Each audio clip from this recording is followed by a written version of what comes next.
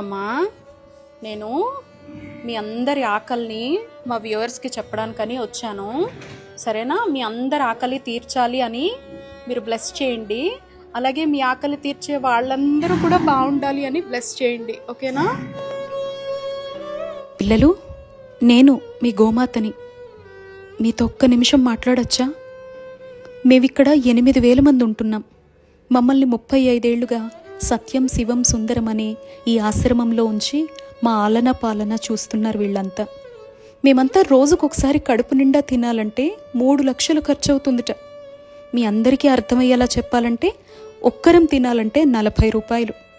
మమ్మల్ని అమ్మేయాలని చూసిన వాళ్ళ దగ్గర నుంచి, ఆకలితో రోడ్ల మీద తిరుగుతున్నప్పుడు, అనారోగ్యంతో పడున్న చోట మమ్మల్ని చంపేసి వండుకొని తినాలని చూసే వాళ్ళ దగ్గర నుంచి, పాలిచ్చి కుటుంబాలన్నీ బాగుపడ్డాక ఇక మేం పనికిరాము అని అనాథలుగా బయట వదిలేసినప్పుడు మా అందరినీ ఈ సత్యం శివం సుందరం అనే సంస్థ సభ్యులు 35 ఏళ్లుగా అక్కున చేర్చుకొని కంటికి రెప్పలా చూసుకుంటున్నారు. పిల్లలు పాపం మాకు సేవ చేసి చేసి వాళ్ళంతా అలసిపోయారు.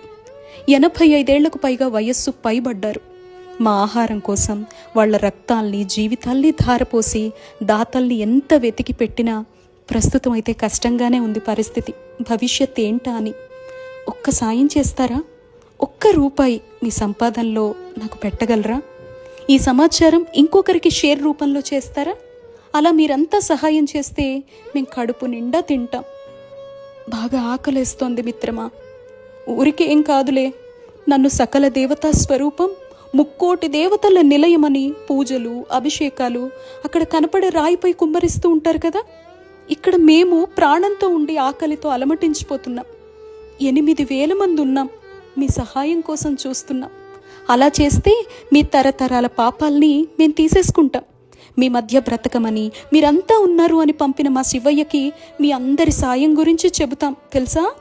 కావాలంటే మీరంతా మా దగ్గరకు కూడా రావచ్చు. మీరేం పెట్టినా ప్రేమతో తింటాం.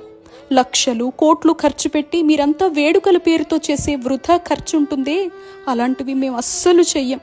మీ పిల్లల పుట్టినరోజులు, పెళ్లి రోజులు, వేడుకలు మాతో కూడా చేసుకోవచ్చు కదా మిత్రమా. కొండంత ప్రేమనిచ్చి పంపిస్తాం. ఇదే మిత్రమా మీతో మాట్లాడాలి అనుకున్నా. మీ అందరి కోసం చూస్తూ ఉంటామే.